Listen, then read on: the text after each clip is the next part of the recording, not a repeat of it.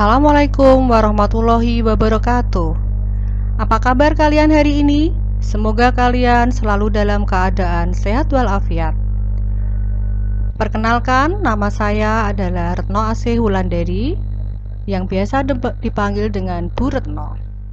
Di sini saya akan memberikan mata pelajaran prakarya untuk kelas 7A dan 7B. Sebelum pelajaran dimulai, silakan kalian simak LKS di halaman 4 sampai dengan 6. Untuk peta konsep pada bab pertama yang akan kita pelajari pada pertemuan pertama adalah pengertian dan karakteristik bahan serat. Yang kedua adalah pengolahan dan proses produksi kerajinan bahan serat. Pertemuan 3 kita akan bahas tentang produk kemasan, jenis, dan proyek kerajinan bahan serat. Baiklah, kita akan mulai dengan pengertian, jenis, dan karakteristik bahan serat. Jenis-jenis serat yang kita ketahui yang pertama adalah serat dari tumbuhan. Serat dari tumbuhan diklasifikasikan menjadi 4 macam. Yang pertama adalah serat dari biji. Bisa kalian lihat pada gambar di atas, serat dari biji contohnya adalah kapas dan kapuk. Kapas dan kapuk ini bisa dijadikan sebagai bahan utama tekstil. Yang kedua adalah serat dari batang. Serat dari batang contohnya adalah dari batang anggrek. Serat dari batang anggrek bisa dijadikan sebagai bahan anyaman seperti tas, aksesoris, dan lain-lain. Yang ketiga, serat dari daun. Serat dari daun contohnya adalah dari daun nanas dan dari daun enceng gondok.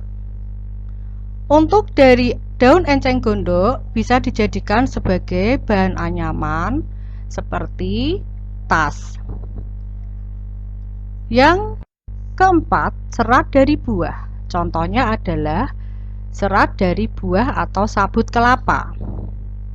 Sabut kelapa ini bisa dijadikan kerajinan misalnya keset. Kemudian yang kedua, serat dari hewan. Serat dari hewan dibagi menjadi dua, yaitu serat dari stapel dan serat dari filamen. Serat dari stapel contohnya adalah serat dari bulu domba. Kalian bisa lihat gambarnya. Serat dari hewan dari bulu domba dimanfaatkan adalah bulunya. Yang kedua adalah serat dari filamen.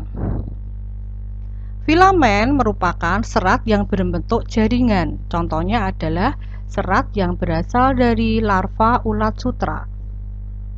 Bahan tekstil dari kapas memiliki karakteristik seperti bahan terasa dingin, mudah kusut, mudah menyerap keringat, dan mudah terbakar.